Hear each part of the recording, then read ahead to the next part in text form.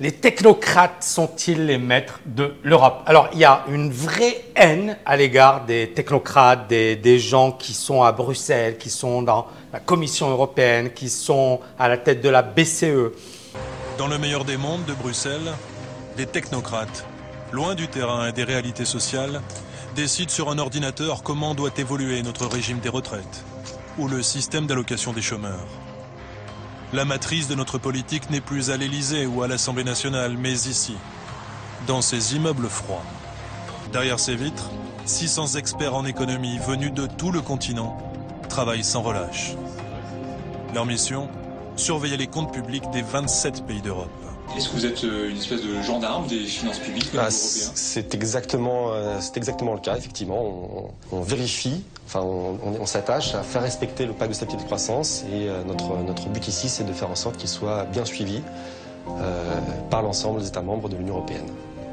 Et il y a toutes sortes d'histoires qui sont colportées, du genre les Rothschild, du genre la manipulation, du genre... Alors, comme je le dis et je l'ai toujours dit, de toutes les manières, il y aura toujours effectivement des jeux d'influence.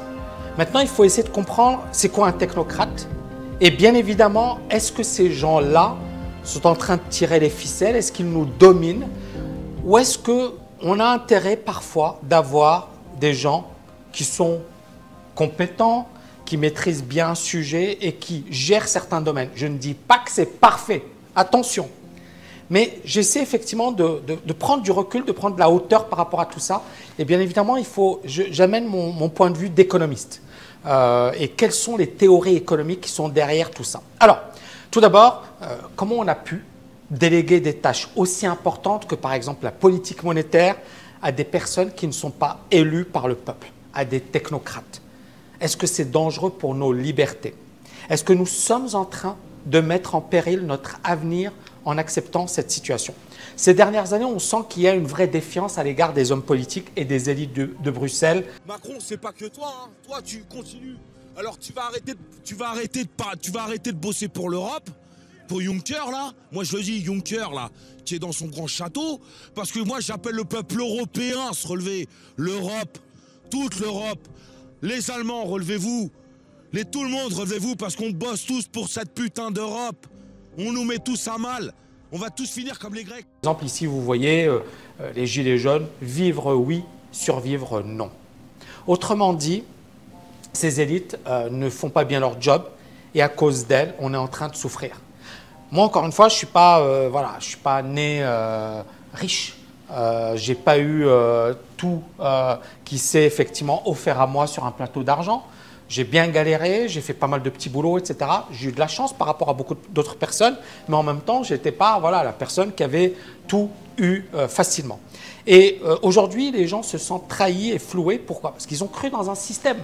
Comme moi, par exemple, on m'avait dit, tu fais des études, tu obtiens un diplôme, et puis ensuite tu travailles, et puis tu auras assuré ton avenir. Et c'est ce que j'ai fait. J'ai bien travaillé, j'ai bien étudié, j'ai obtenu mes diplômes, j'ai travaillé dans la finance, et puis du jour au lendemain, je divorce, j'ai tout perdu, et ça a été un engrenage. Ça a été effectivement une situation extrêmement difficile à gérer, d'autant plus que j'avais travaillé dur. Donc aujourd'hui, les gens se sentent floués et rejettent complètement le système. Durant les 30 dernières années, les classes moyennes et les classes défavorisées se sont de plus en plus appauvries. Et les 1% les plus riches, on le voit ici, les 1% les plus riches se sont enrichis.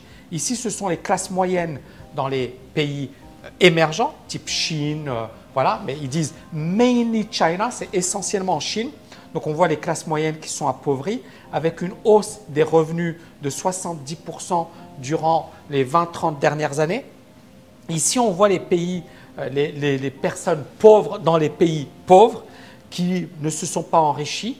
Et ici, on voit les classes moyennes dans les pays riches qui se sont appauvris durant les 20-30 dernières années. Vous voyez ici, c'est négatif. Et là, c'est la croissance des revenus.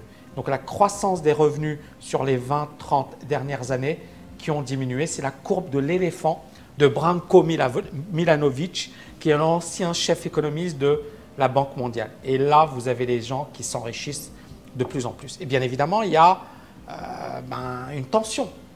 Comment ces gens-là s'enrichissent. Qu'est-ce qu'ils ont fait pour s'enrichir alors que nous, on a travaillé dur et on s'est appauvri durant les 20-30 dernières années. Et en fait, cet enrichissement des riches, c'est essentiellement lié à la hausse des actifs financiers et à l'immobilier. Ce n'est pas lié à leurs revenus. Ces gens-là ne se sont pas enrichis grâce à leur salaire, ils se sont enrichis grâce à la bourse, grâce à l'immobilier, ce qui leur a permis de devenir de plus en plus riches. L'an passé, la fortune des milliardaires a même augmenté de 12%, soit 2,2 milliards d'euros en plus par jour. Alors que la pauvreté s'est aggravée un peu partout sur la planète, et en particulier en Afrique subsaharienne. Des milliardaires toujours plus nombreux, leur quantité en France a presque triplé en 10 ans. Et donc, cette richesse, ces inégalités sont devenues inacceptables pour beaucoup de personnes. On va faire un peu d'histoire ensemble. On va revenir à la période des 30 Glorieuses. 30 Glorieuses, c'est 1945 à 1975, mais 1970, ça s'arrête vraiment. À l'époque, on avait un État fort. L'État qui dirigeait, qui planifiait, qui disait voilà, on va faire ci, on va faire ça, etc.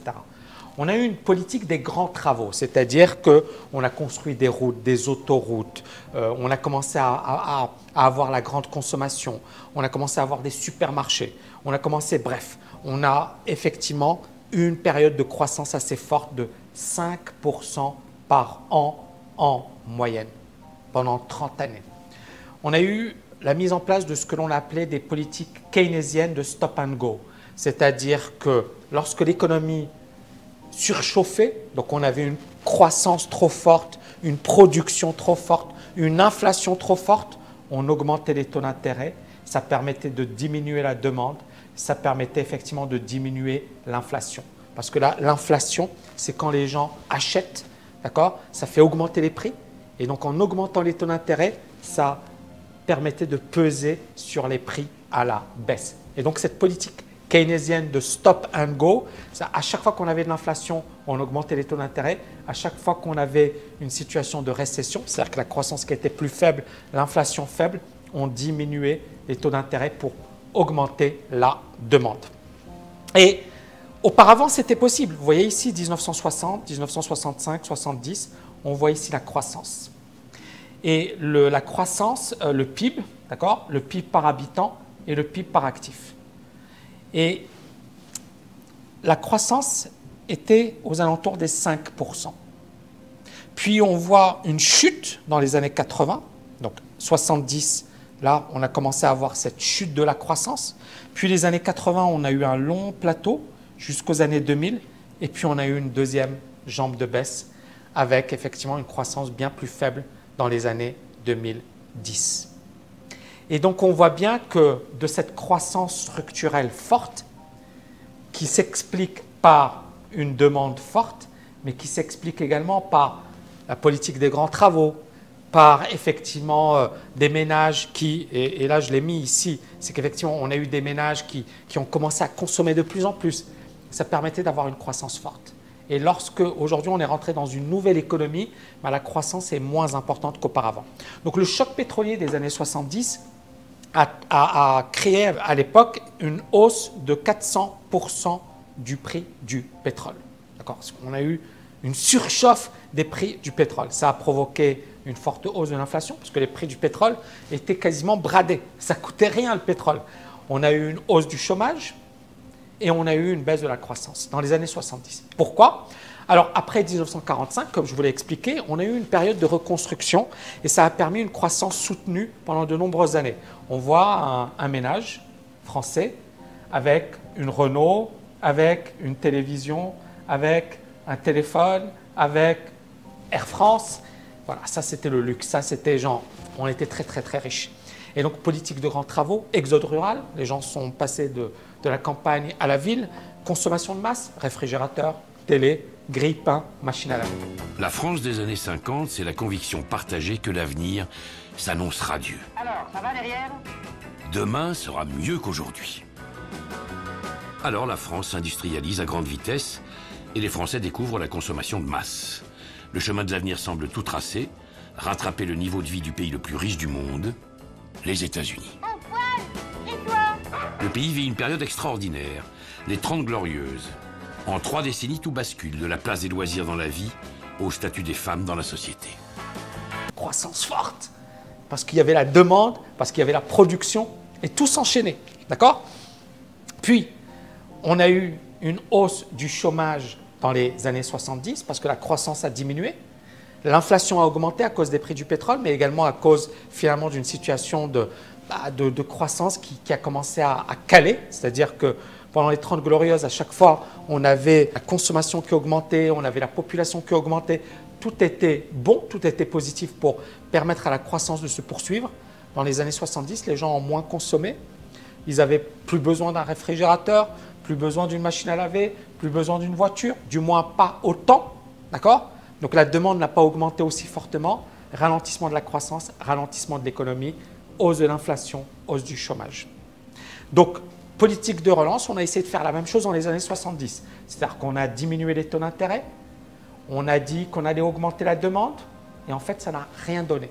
Aucun résultat. Et on le voit ici, donc le taux de chômage, taux d'inflation aux États-Unis et le taux de chômage aux États-Unis. Taux de chômage en bleu et taux d'inflation en rouge. On voit dans les années 65 taux de chômage et taux d'inflation qui sont assez faibles. Et puis là, dans les années 70, vous voyez l'inflation qui explose, 10%, et le chômage qui explose. Et vous voyez ici, en début des années 80, le chômage qui explose et l'inflation. Et là, on commence à diminuer le taux d'inflation et vous voyez que le taux de chômage qui commence à diminuer. Jusque-là, là, on est en 2000, là, c'est la crise des subprimes, hein, la crise des subprimes. Vous voyez le taux de chômage qui augmente pour ensuite rebaisser dans les années 2010. Très, très intéressant. Hein. Et vous voyez ici, depuis 1995, l'inflation qui est extrêmement faible. L'inflation qui n'a pas augmenté. Donc, pourquoi? Parce que à l'époque, on a eu les Chicago Boys. Je vous ai déjà parlé de Milton Friedman, mais Milton Friedman, il a vraiment marqué cette époque. C'est-à-dire qu'on a eu l'après-deuxième guerre mondiale, où là, c'était les politiques keynésiennes, les politiques de la demande.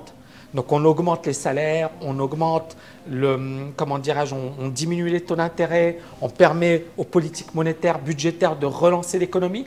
Donc, toutes les politiques keynésiennes qui ont eu énormément de succès entre 1945 et 1970, 1970, choc pétrolier, inflation, chômage, etc. On a vu que ça ne marchait plus. Et là, les chefs d'État, les gouvernements, ils ont commencé à se poser des questions. Qu'est-ce qui se passe? Pourquoi on nous avait expliqué que ça se passait bien, que Keynes était un génie, que voilà, mais ça ne marche plus. Et là, les Chicago Boys, ils arrivent, et Milton Friedman est à leur tête, il leur dit, bon, bah, la solution, c'est qu'il faut moins d'État. C'est-à-dire que l'État gère mal, n'est pas efficace, et puis, bien évidemment, il va mettre ses copains, il va mettre des personnes qui ne sont pas forcément les plus compétentes à la tête d'administration, et ça fait qu'on a plein de dépenses inutiles. Ensuite, deuxièmement, il faut libéraliser l'économie. C'est-à-dire qu'il faut que l'économie soit beaucoup plus flexible. Donc, le marché du travail, il faut pouvoir recruter, licencier rapidement. Il faut que les salaires puissent s'ajuster. C'est-à-dire que si, par exemple, on est en période d'euphorie, ben, les salaires, on les augmente, mais en période de récession, les salaires, on doit être capable de les diminuer. Et bien évidemment, c'est inacceptable pour des personnes qui ont vécu avec un droit du travail, avec des conditions rigides, avec des syndicats, etc.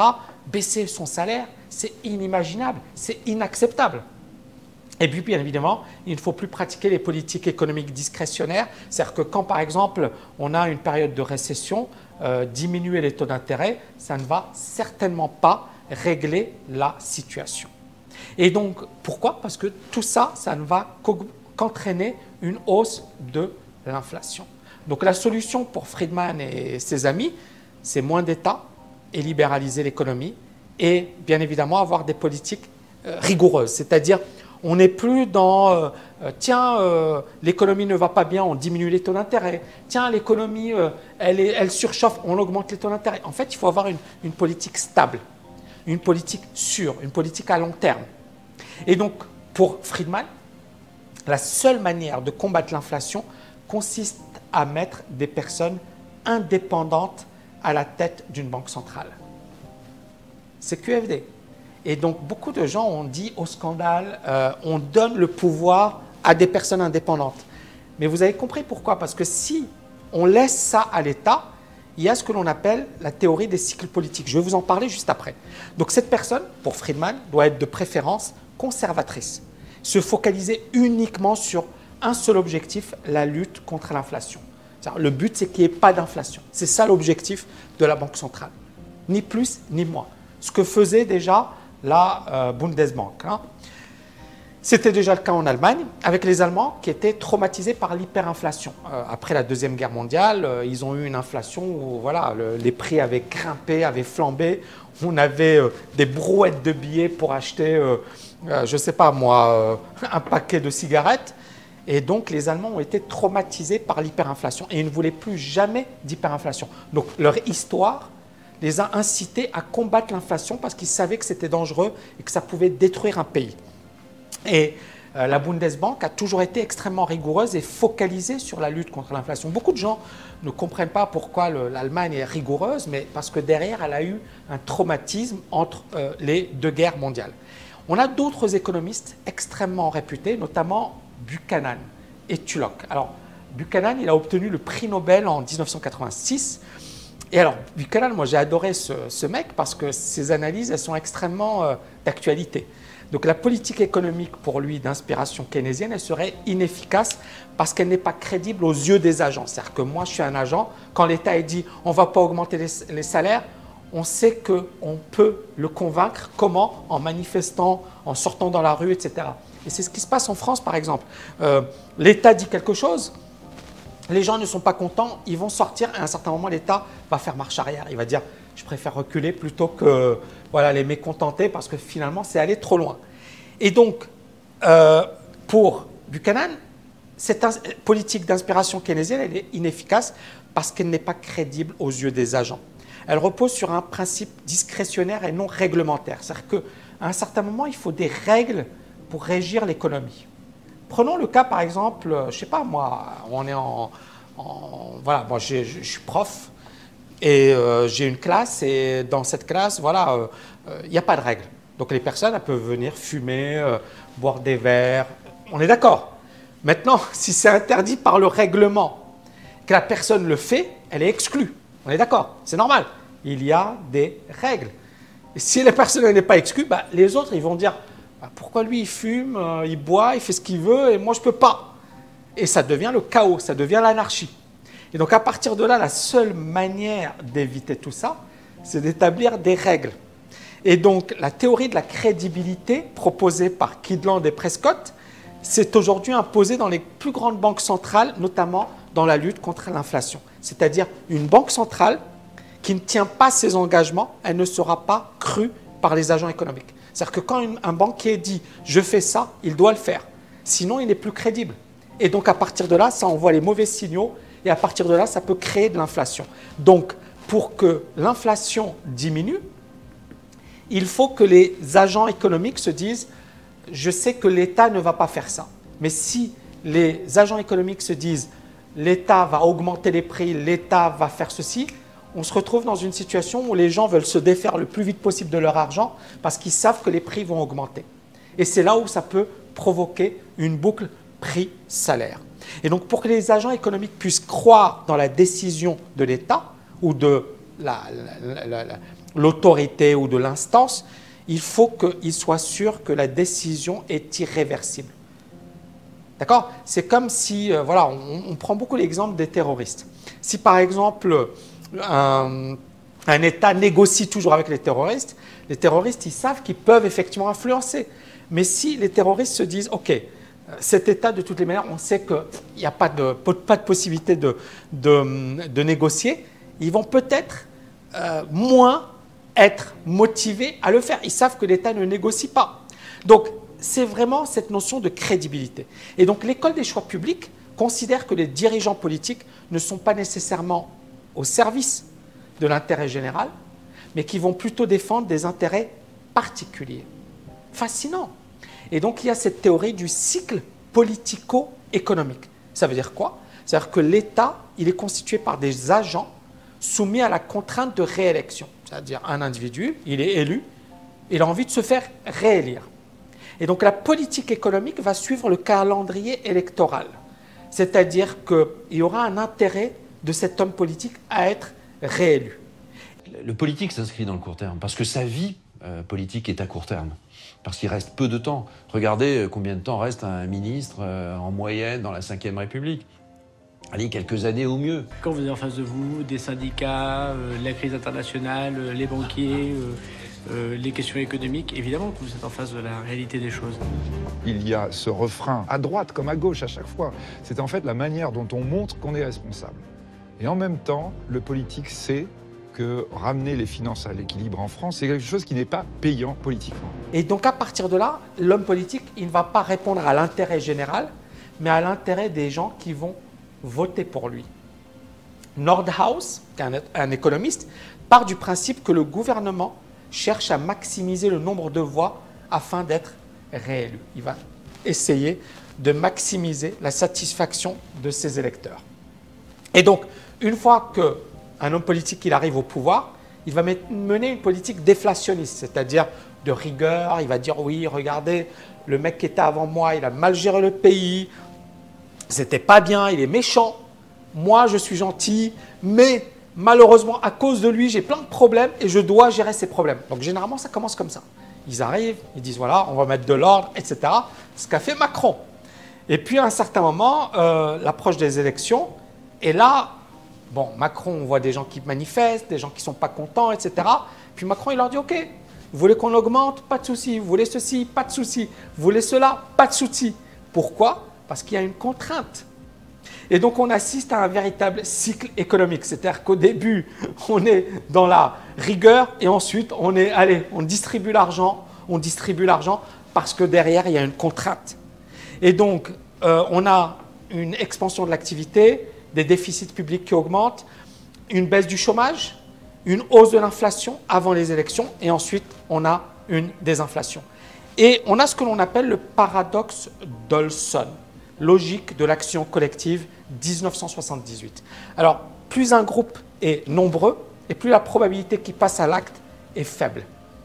Car la contribution d'un membre à la réussite est marginale. Prenons par exemple le cas des personnes qui prennent les transports publics ou les transports communs. Ce n'est pas eux qui vont manifester. Par exemple, les gens qui viennent de banlieue, qui travaillent à Paris, ils prennent le transport. Les transports, ils sont obligés de le faire, ils ont un boulot, etc. Et on a déjà les gens qui sont à la SNCF, qui ont un statut privilégié par rapport aux personnes qui sont en dehors de la SNCF. Et ces personnes, on est bien d'accord qu'elles ont des droits, elles ont des avantages, elles ont des acquis sociaux. Et donc régulièrement, ils immobilisent un pays ou une ville en disant on fait grève. Mais ils sont minoritaires. Ils sont minoritaires. C'est un petit groupe. Sauf qu'ils ont le pouvoir de passer à l'action. Alors que le gros des personnes qui prennent le train, ils n'ont rien le droit de faire. Ils ne peuvent rien faire. Ils subissent. D'accord? Donc les petits groupes sont capables de s'organiser, d'agir en conformité avec leurs intérêts communs. Donc ce n'est pas la majorité, c'est la minorité.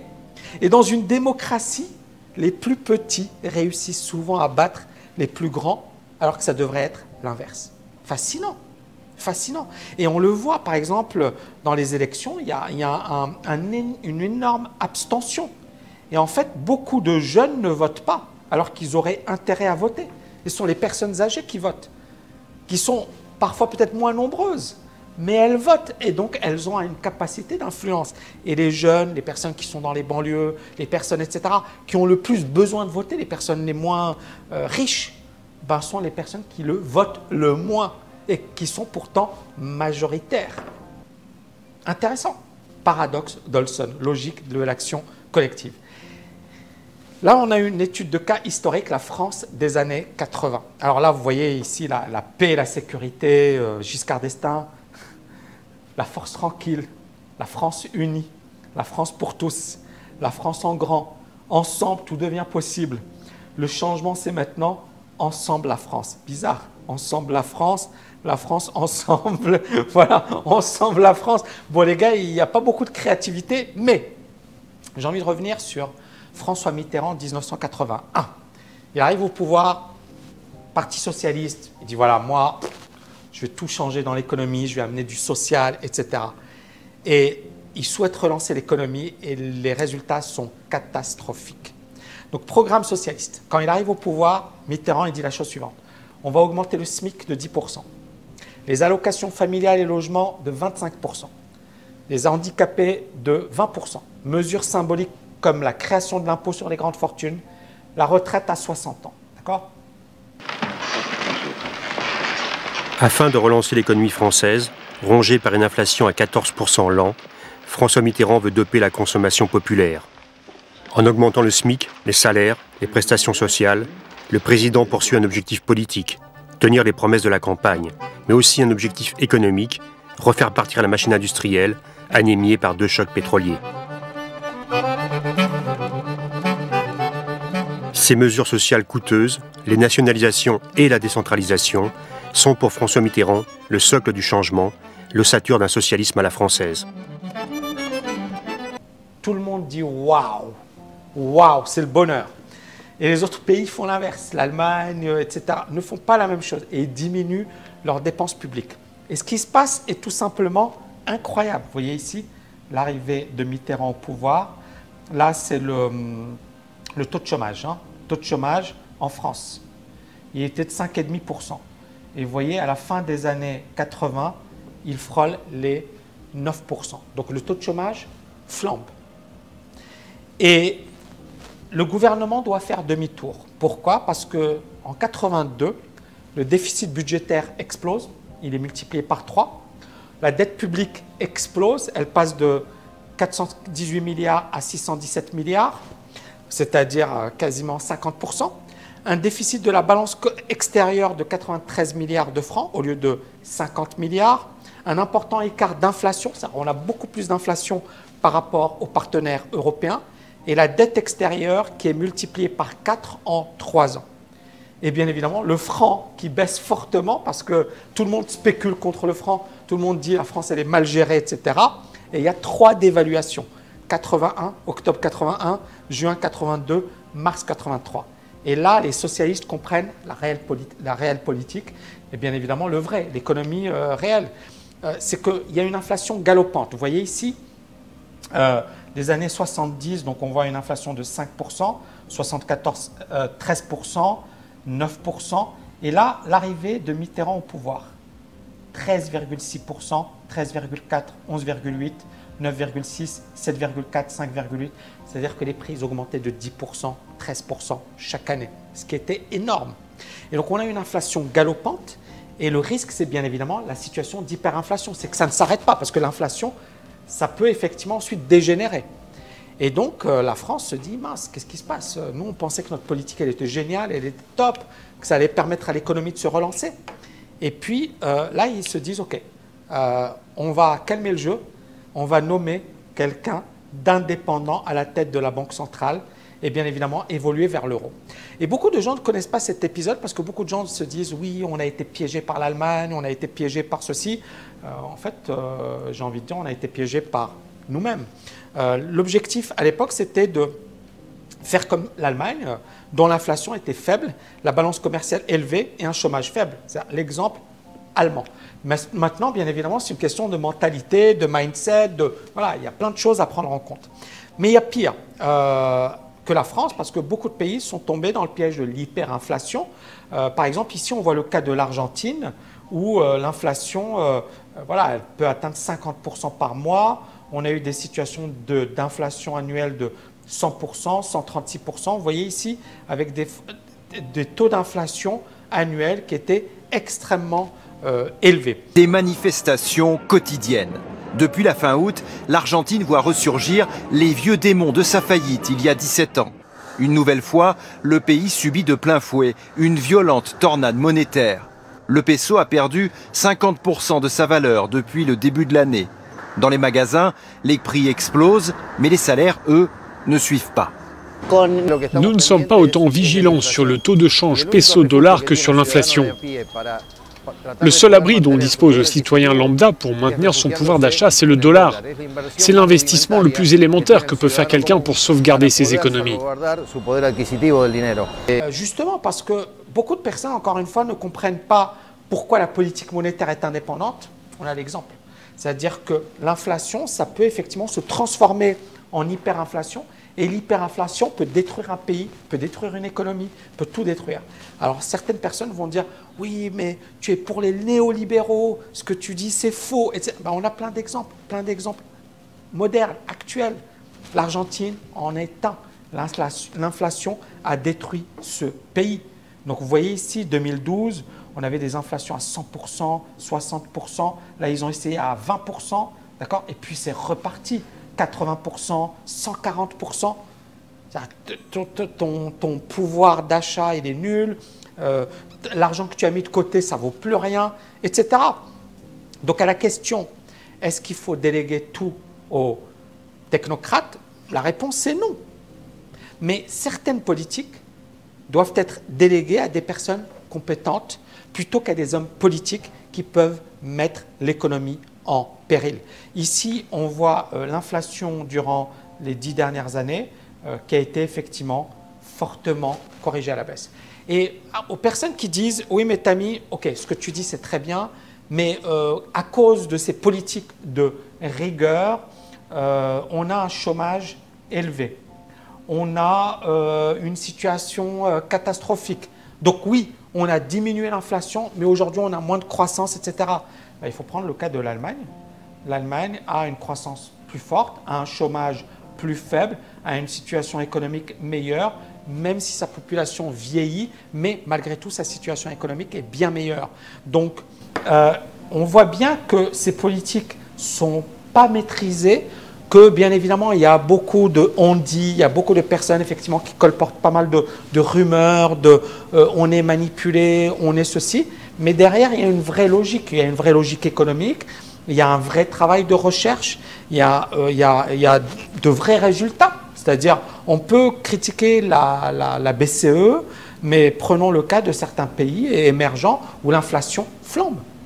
Et ces pays, quand tu as voilà, ton argent ou la monnaie de ton pays qui ne vaut plus rien, à un certain moment, tu préférais avoir une inflation faible. Après, c'est ça, il ne faut pas tout mélanger.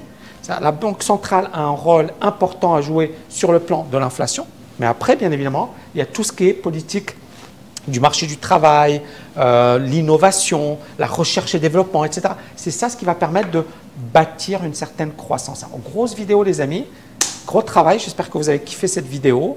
Si c'est le cas, mettez-le moi en commentaire, likez, partagez-la un max, parce qu'encore une fois, on investit énormément de temps pour vous faire ces vidéos. J'espère que vous avez aimé.